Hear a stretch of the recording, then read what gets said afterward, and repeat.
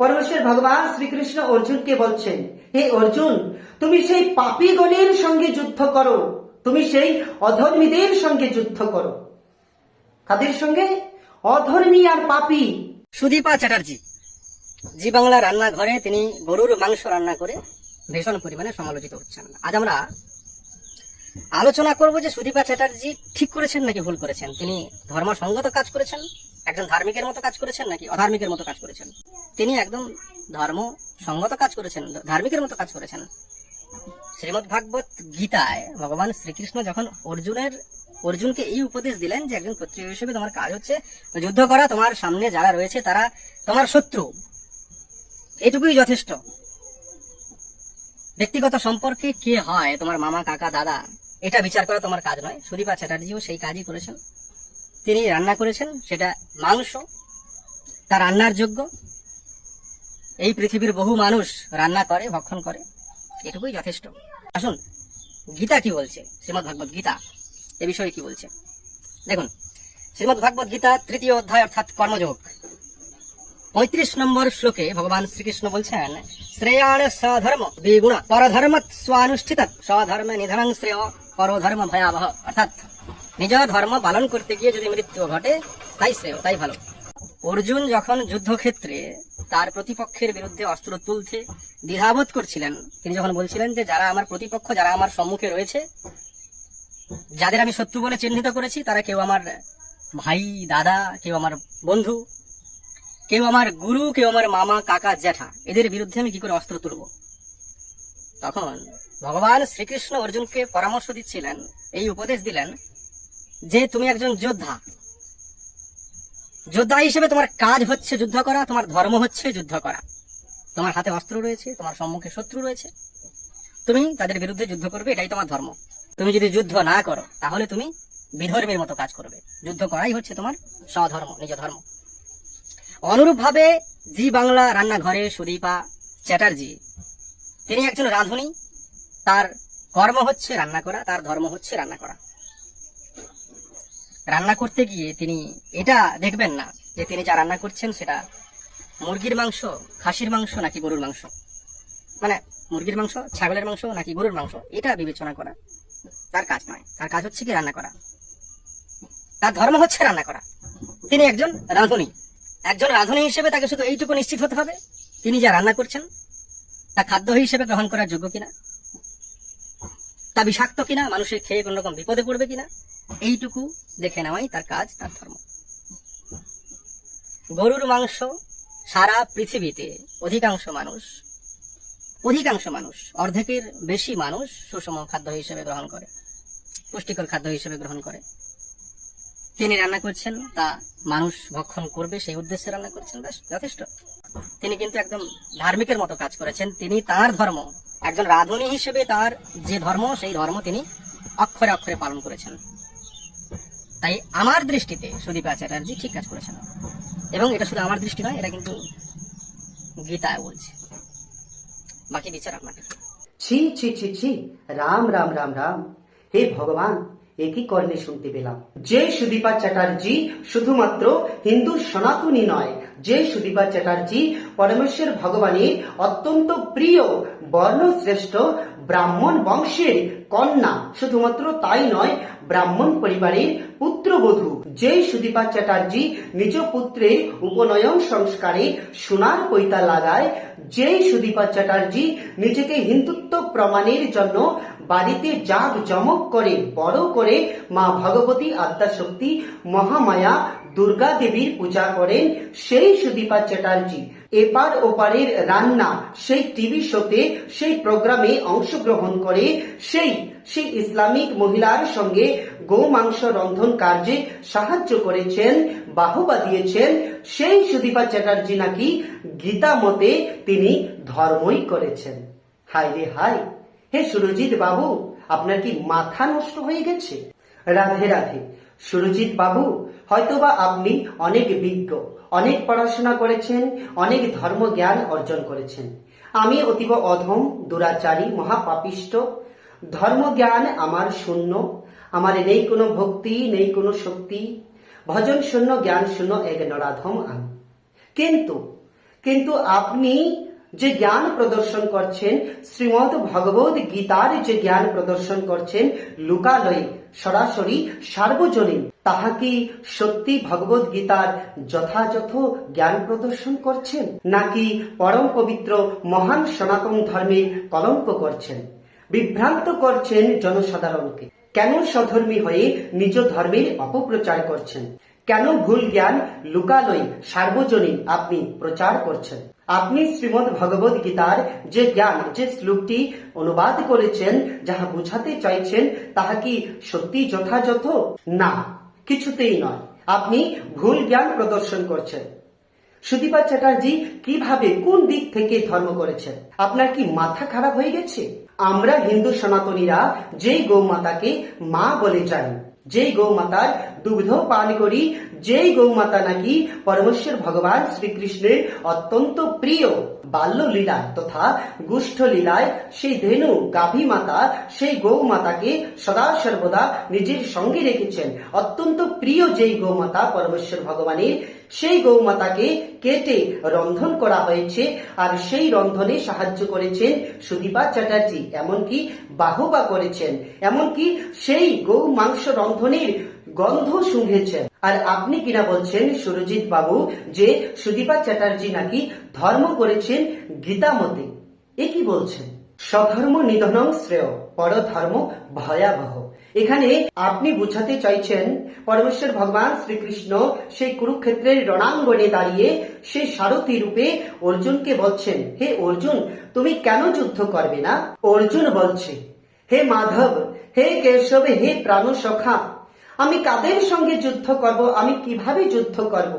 যাদের সঙ্গে যুদ্ধ করবার জন্য এসেছি তারা প্রত্যেকেই তো আমার পরিবারের লোক, তারা তো প্রত্যেকেই আমার ভাই, বন্ধু, কাকা, গুরুজন ব্যক্তি, গুরুদেব। তাদের সঙ্গে আমি কিভাবে যুদ্ধ করব?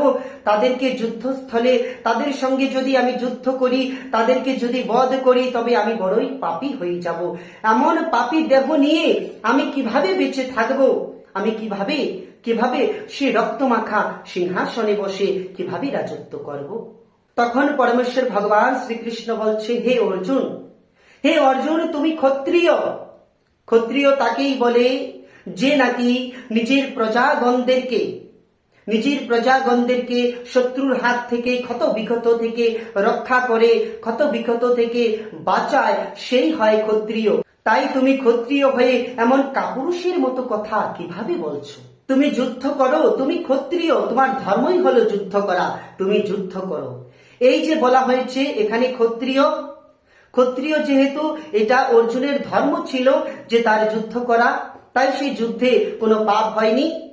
সে দৃষ্টান্তকে তুলে ধরে এখানে সুরজিৎ বাবু বলছে সুদীপা চ্যাটার্জি নাকি একজন রাঁধুনি, আর রাঁধুনির ধর্ম হলো রন্ধন করা।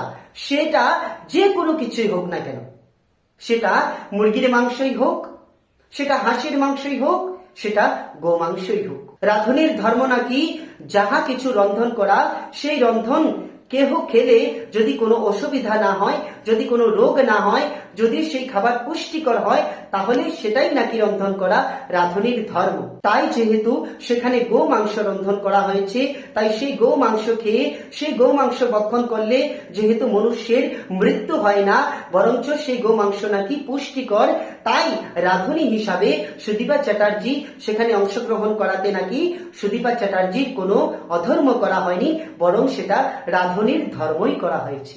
দেখুন কত বড় মূর্খের মতো কথা বলা হয়েছে। শ্রীমদ ভগবদ গীতায় পরমেশ্বর ভগবান শ্রীকৃষ্ণ অর্জুনকে বলেছেন যে তুমি যুদ্ধ করো, তুমি ক্ষত্রিয়, তাই যুদ্ধ করা তোমার ধর্ম। কিন্তু কাদের সঙ্গে অর্জুন যুদ্ধ করছে এটা দেখার বিষয় নয়। আপনি কি এখান থেকে কতটুকু জ্ঞান অর্জন করেছেন? আমার তো মনে হচ্ছে আপনি শ্রীমদ ভগবদ গীতার কোনো জ্ঞানই অর্জন করতে পারেননি। আমিও করতে পারিনি, অবশ্যই করতে পারিনি। আমি অতীব নগণ্য, আমি অতীব মূর্খ। তবুও যতটুকু জানতে পেরেছি শ্রী গুরু কৃপায়, পরমেশ্বরের ইচ্ছায়, ততটুকু আমি তুলে ধরার প্রয়াস করছি। এখানে আপনি সম্পূর্ণ রূপে ভ্রান্ত জ্ঞান প্রচার করছেন। ভগবান অর্জুনকে বলেছেন যুদ্ধ করবার জন্য, যুদ্ধ করাই ক্ষত্রিয়ের ধর্ম, এখানে নিজ ধর্ম পালন করবার জন্য কথা বলা হয়েছে। কিন্তু কাদের সঙ্গে যুদ্ধ করার কথা বলা হয়েছে এখানে সেই কৌরবের পক্ষে যারা যারা ছিল তাদের সঙ্গে যুদ্ধ করার কথা বলা হয়েছে। পাপীর পক্ষপাতিত্ব যারা করে, পাপীর সঙ্গে যারা থাকে তারাও পাপী। তাই এখানে পরমেশ্বর ভগবান অর্জুনকে বলেছেন, হে অর্জুন, তুমি পাপীগণের সঙ্গে যুদ্ধ করো, তুমি পাপীগণের বিনাশ করো। পরমেশ্বর ভগবান শ্রীমদ্ ভগবদ গীতায় স্বয়ং নিজেই বলেছেন, যদা যদা হি ধর্মস্ব গ্লানির্ভবতি ভারত অভ্যুত্থানম ধর্মস্ব তদাত্মানম সৃজম্যহম পরিত্রাণায় সাধুনাং বিনাশায় চ দুষ্কৃতম ধর্ম সংস্থাপনার্থায় সম্ভবামি যুগে যুগে। পরমেশ্বর ভগবান শ্রীকৃষ্ণ নিজে স্বয়ং বলেছেন, কি বলেছেন? যখন যখন ধর্মের গ্লানি হয় এবং অধর্মের উত্থান হয়, মানে ধর্মের প্রতি শোষণ হয়, ধর্মের প্রতি আঘাত হয়, তখন তখন সেই ধর্মের প্রতি আঘাত করা দুষ্কৃতকারীরা, যারা সাধুগণদেরকে পীড়া প্রদান করেন, দুঃখ প্রদান করেন, যারা সাধুগণের প্রতি অত্যাচার, অন্যায়, ছল কপট করেন, যারা প্রজাগণের শোষণ করেন, তাদের সেই দুষ্কৃতকারীদের বিনাশ করে সেই দুষ্টের বিনাশ এবং সৃষ্টির পালনে নতুন করে আবার ধর্ম পুনঃস্থাপন করবার জন্য পরমেশ্বর ভগবান যুগে যুগে অবতীর্ণ হন। তাই যখন সেই দাপর যুগে সেই ধৃতরাষ্ট্রের কৌরবের শতপুত্র দুর্যোধন দুঃশাসনের দ্বারা যখন অধর্ম কার্য করা হচ্ছিল, যখন প্রজাগণের শোষণ করা হচ্ছিল, তাদের ভাই পাঁচ পাণ্ডবের প্রতি অত্যাচার, অনাচার, অবিচার করা হয়েছিল, তাদের স্ত্রী পাঞ্চালী সেই দ্রৌপদীর প্রতি অত্যাচার, অনাচার করা হয়েছিল, অধর্ম করা হয়েছিল, তখন পরমেশ্বর ভগবান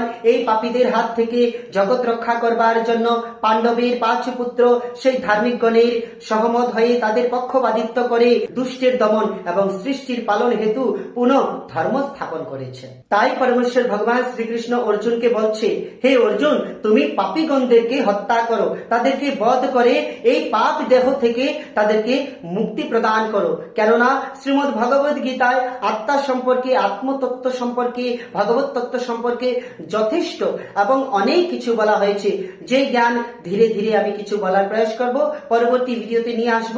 এই ভিডিওতে যদি আমি সকল কিছু বলতে চাই তাহলে অনেক বড় হয়ে যাবে, তাই মুখ্য বিষয় যেটা সেটা বলার প্রয়াস করছি। তাই পরমেশ্বর ভগবান শ্রীকৃষ্ণ অর্জুনকে বলছে, হে অর্জুন, তুমি পাপীগণদেরকে বধ করো, তুমি অধর্মীদেরকে হত্যা করো, এতে তোমার কোনো পাপ হবে না। কিন্তু পরমেশ্বর ভগবান আরো কি বলছেন? আরো বলছেন, ক্ষত্রিয়র ধর্ম শুধুমাত্র যুদ্ধ করা নয়। যুদ্ধ কার সঙ্গে করতে হবে? যারা তোমার সমকক্ষ, যারা তোমার সমান বলবান, যারা যোদ্ধা, তুমিও যদি একজন যোদ্ধা হও, তাহলে যারা তোমার সমকক্ষ, যারা বীর, যারা যোদ্ধা, তাদের সঙ্গে তুমি যুদ্ধ করো। তুমি কখনোই নির্বল, যারা অসহায়, দিনহীন, যারা দুর্বল, তাদের সঙ্গে যুদ্ধ করো না। এটা তোমার অন্যায়, পাপ হবে। তোমার ক্ষত্রিয় ধর্ম, তুমি তাদের সঙ্গে যুদ্ধ করো যারা তোমার সমকক্ষ। তাই তুমি বীর যোদ্ধাদের সঙ্গে যুদ্ধ করো। এখানে তুমি যদি নির্বল, অসহায়, দিনহীন, যারা বলতে পারে না, কোনো প্রতিবাদ করতে পারে না, তাদের প্রতি যদি তুমি প্রহার করো, তাদেরকে তুমি যদি আঘাত করো, তবে তোমার পাপ হবে। এটা ক্ষত্রিয় ধর্ম নহে। যারা নির্বল, যারা অসহায়, যারা শরণার্থী, তাদেরকে আশ্রয় প্রদান করতে হয়, তাদেরকে অভয় প্রদান করতে হয়। এটা একটা রাজার কর্তব্য কর্ম, এটা একটা ক্ষত্রিয়ের কর্তব্য। পরমেশ্বর ভগবান শ্রীকৃষ্ণ অর্জুনকে বলছেন, হে অর্জুন, তুমি একজন ক্ষত্রিয়, তাই ক্ষত্রিয় ধর্ম পালন করো। ক্ষত্রিয়ের ধর্ম হলো যুদ্ধ করা। কিন্তু ভগবান এখানে অর্জুনকে কাদের সঙ্গে যুদ্ধ করার কথা বলেছেন? কাদের সঙ্গে? সুরজিৎ বাবু, কাদের সঙ্গে যুদ্ধ করার কথা বলেছেন? পরমেশ্বর ভগবান শ্রীকৃষ্ণ অর্জুনকে বলছেন, হে অর্জুন, তুমি সেই পাপীগণের সঙ্গে যুদ্ধ করো, তুমি সেই অধর্মীদের সঙ্গে যুদ্ধ করো। কাদের সঙ্গে? অধর্মী আর পাপী। এখানে সেই যে রান্নাঘরের যে গোমাংস রন্ধন করা হয়েছে, সেই গাভী মাতাটি কি পাপী ছিল না অধর্মী ছিল? বলুন। শুধু তাই নয়, আরো বলবো, আরো অনেক কথা আছে। পরমেশ্বর ভগবান অর্জুনকে আরো বলেছেন, কি বলেছেন? হে অর্জুন, তুমি ক্ষত্রিয়, তাই তোমার ধর্ম হয় যুদ্ধ করা, কিন্তু তুমি কাদের সঙ্গে যুদ্ধ করবে? তুমি তাদের সঙ্গে যুদ্ধ করবে যারা তোমার সমকক্ষ, যারা তোমারই মতো যোদ্ধা, তাদের সঙ্গে যুদ্ধ করবে। যারা বীর, যারা যোদ্ধা, তাদের সঙ্গে তুমি যুদ্ধ করবে। যারা অসহায়, দিনহীন, দরিদ্র, দুর্বল, তাদের সঙ্গে তুমি যুদ্ধ করো না অর্জুন। যারা যারা অসহায়, দিনহীন, দুর্বল, শরণার্থী, তাদের সঙ্গে তুমি যুদ্ধ করো না। যারা কিছু বলতে পারে না, যারা কোনো প্রতিবাদ জানাতে পারে না, তাদের সঙ্গে তুমি যুদ্ধ করো না। তুমি তাদের সঙ্গে যুদ্ধ করো যারা তোমার সমকক্ষ, যারা তোমার সঙ্গে যুদ্ধ করতে পারবে, যারা যোদ্ধা, তাদের সঙ্গে তুমি যুদ্ধ করো। যারা দুর্বল, অসহায়, যারা প্রতিবাদ করতে পারে না, কোনো কিছু বলতে পারে না, তাদেরকে তুমি আঘাত করো না। এটা তোমার পাপ হবে। তাহলে বলুন তো সুরজিৎ বাবু, সেই যে গৌ মাংস রন্ধন করা হয়েছে, সেই গৌ মাতা কি বলবান? সেই গৌ মাতা কি প্রতিবাদ করতে পারে? সেই গৌ মাতা কি কিছু বলতে পারে? যখন সেই গৌমাতাকে হত্যা করা হয়েছে, তখন কি গৌমাতা বলেছেন যে আমাকে হত্যা করো না? তখন কি গৌমাতা যুদ্ধ করেছেন সেই হত্যাকারীদের সঙ্গে? করেনি তো। দুর্বল, অসহায়, সেই অসহায়, দুর্বল, সেই শরণার্থী, গৃহপালিত জন্তু, শান্ত প্রকৃতির জন্তু কখনোই কারো কোনো অসুবিধা করে না, কখনোই যার কারো কোনো ক্ষতি করে না। বরং সেই গৌমাতার দ্বারা আমরা দুধ পাই, অনেক কিছু হয়, দুধ থেকে দই হয়, ঘি হয়, মাখন হয়, মিষ্টি হয়, সবকিছু ভক্ষণ করছেন। আবার স্বার্থপরের মতো সেই গৌমাতাকে হত্যা করে দিচ্ছেন। আপনারা কি মানুষ? আপনাদের মধ্যে কি কোনো মনুষ্যত্ব জ্ঞান আছে? যেই গৌমাতা সারা জনম আমাদের উপকারই করে, অপকার কখনোই করে না, সেই গৌমাতা শান্ত প্রবৃত্তির গৃহপালিত পশু, যেই পশু কখনোই কারো ক্ষতি করে না, সেই পশু, সেই অবলা, নিরীহ, সেই দুর্বল, সেই শরণার্থী, সেই পশুকে হত্যা করে তোমরা ভক্ষণ করছো। এটা কি মানুষের মতো কার্য করছো? আবার নিজেকে শ্রেষ্ঠ জীব, মনুষ্য বলছো? ছি ছি ছি ছি ছি। আবার সুরজিৎ বাবু বলছে নাকি এই সুদীপা চ্যাটার্জি নাকি ধর্ম করেছেন। কত বড় পাপী! আপনারাই বিচার করে দেখুন, সুরজিৎ বাবু কি শ্রীমদ্ ভগবত গীতার যথাযথ জ্ঞান প্রদর্শন করেছেন নাকি? অবশ্যই আপনারা বিচার করবেন। বিচার করবার মতো শক্তি পরমেশ্বর ভগবান আপনাদেরকে প্রদান করেছেন। প্রত্যেক মানুষের বিবেক, বুদ্ধি, জ্ঞান ভগবান দিয়েছেন। তাই আপন আপন বিবেক, বুদ্ধি, জ্ঞানকে কাজে লাগিয়ে অবশ্যই বিচার করে দেখবেন। আর ভিডিওটি যদি ভালো লাগে অবশ্যই শেয়ার করবেন। প্রত্যেক সনাতনীর কাছে যেন ভিডিওটি চলে যায় এবং এবং শ্রীমদ্ ভগবত গীতা, তাছাড়া পবিত্র সনাতন ধর্মকে যদি কেউ কলুষিত করবার জন্য এভাবে অপপ্রচার করে, অবশ্যই সেই ভিডিও ক্লিপগুলো আমাদের মেসেঞ্জারে আপনারা শেয়ার করবেন। আমরা যথোপযতনভাবে যতটুকু সম্ভব কিছু প্রতিবাদ করার প্রয়াস করব। আর আপনারাও প্রতিবাদ করবেন। শুধু আমরা যে করব তা নয়, আপনারাও করবেন। যদি কেহ এভাবে অপপ্রচার করে, আমাদের পবিত্র মহান সনাতন ধর্ম জ্ঞানকে অপপ্রচার করে, ভুল ভাব উপস্থাপন করে, তাহলে অবশ্যই আপনারাও প্রতিবাদ করবেন। ভালো লাগলে ভিডিওটি শেয়ার করবেন প্রত্যেক সনাতনীর কাছে, যেন ভিডিওটি পৌঁছায় এবং প্রকৃত সনাতনী জ্ঞান, শ্রীমদ্ ভগবত জ্ঞান অর্জন করতে পারেন এবং এবং আমাদের সনাতন ধর্মকে রক্ষা করতে পারেন। জয় শ্রীকৃষ্ণ, জয় শ্রীমদ্ ভগবত গীতা।